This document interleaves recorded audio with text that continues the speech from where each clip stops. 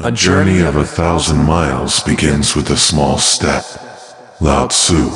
I've presented the story of the penny doubled every day to hundreds and hundreds of audiences. And often I hear a comment like this: "Wow, that's amazing. To think that you could start with nothing and build a fortune." That's not quite accurate. You don't start with nothing. You start with a penny. No big deal. I mean, of course, you start with a penny. But, it's basically starting with nothing. No, it's not. It's starting with a penny. It may seem like an insignificant difference, although you're probably starting to have a little bit different view of the word insignificant. Truth is, it makes all the difference. To accomplish anything worth accomplishing, to create success, to achieve your dreams, you don't have to do impossible, extraordinary, superhuman things. But you have to do something. You have to start with a penny. Success doesn't come from nowhere.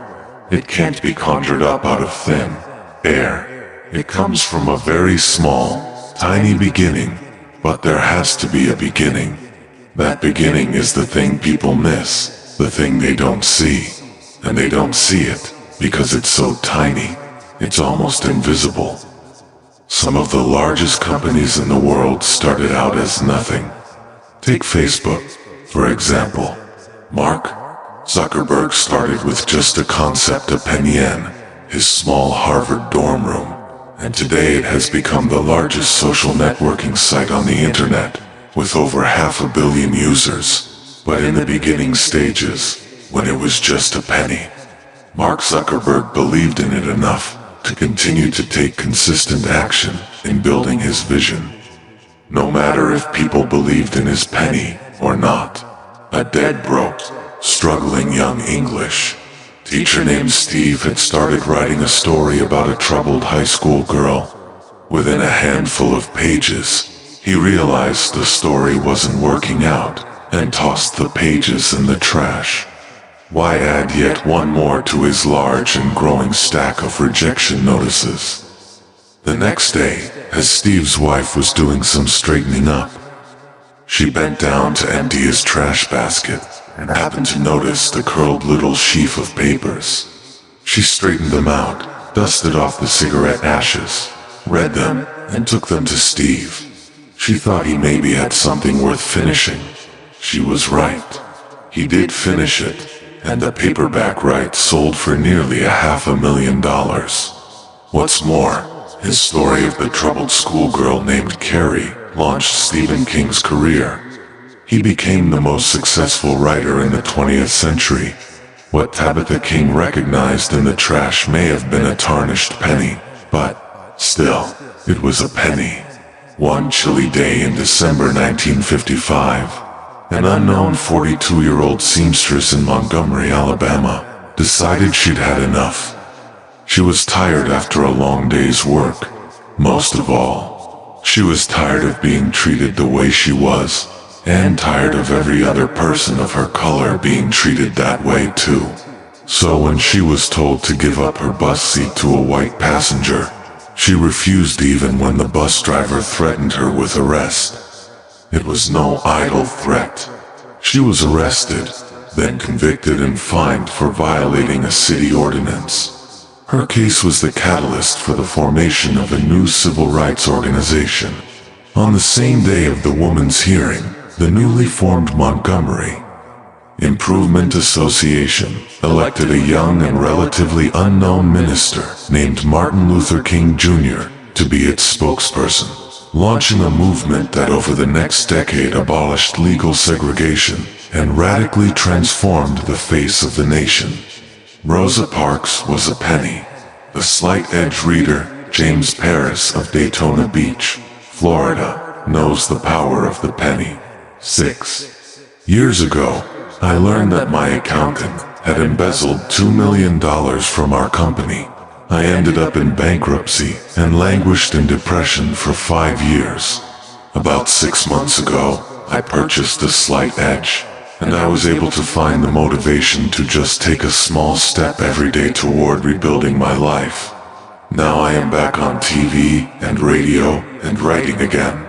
I have rebuilt my website, christianmoney.com, and have had multiple financial breakthroughs. I realized that I could not change my past, but that I could rebuild a new future by taking just a small step every day in the right direction, just like the power of the penny. In just a few months, I am well on the way to regaining the success I had prior to losing everything. Let's do one more bit of time travel. There was a time, a certain number of years ago, when a tiny blob of gelatin began to pulse with hidden potential. It was barely more than a speck of matter, about the thickness of a dollar bill, at the very threshold of human sight. Any smaller, and it would have been invisible to the naked eye. Though tiny, this insignificant little dot of matter you could have fit about 20 of them on the head of a pin, contained chemical instructions that, if printed out, would have filled more than 500,000 pages. In fact, it was among the most organized, complex structures in the universe. Over the next 9 months of slight edge compounding, this little blob of gelatin would blossom into over 30 trillion cells before being born into the open air and letting out a wail as it took its first breath. It would become you. You started as a penny for your thoughts. Now imagine that, instead of a penny doubling every day, it's your health that you're increasing by 1 penny's worth, and then by 2 pennies, and then 4. If you could come up with something that would make you feel 1 penny's worth better, could you do that every day? Of course, a little moderate exercise, a brisk 1-mile walk, a quarter of an hour on a treadmill not going that fast. Get your heart rate up slightly, no big deal, and your reward. When you get up the next morning, do you feel better? Not really? I mean, not noticeably. Maybe just a little. Say a penny's worth. Hardly seems worth the effort. And after a week, you're feeling 64 cents worth better. Big deal. You've had to put up with some rainy weather, walk through a few stiff muscles, and miss your favorite news program. Hey, it's really not worth it. But what if you kept doing it anyway? Would you eventually feel like $1 million? No, you'd feel like 10 million? But you need to start with the penny. Now imagine that penny is your knowledge.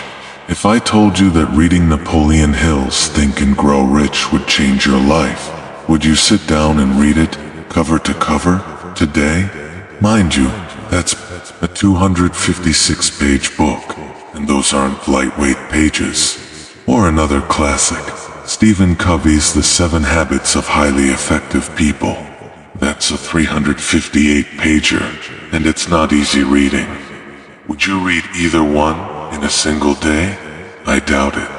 I can't spend the entire day reading, and I'll bet you can't either. But could you read a penny's worth, say 10 pages?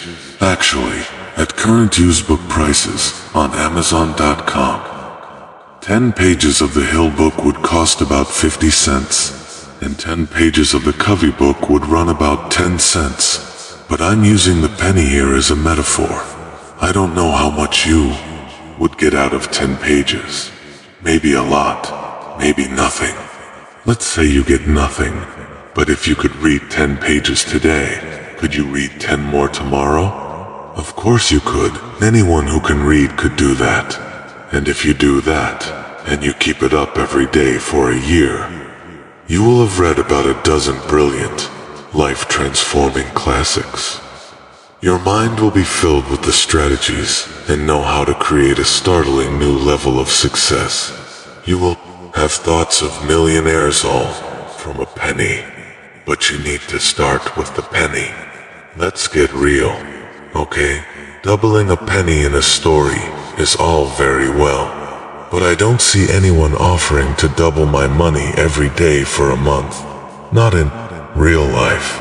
Besides, even if I could get compound interest on a money account, how am I supposed to add up compound interest in health, or relationships, or knowledge?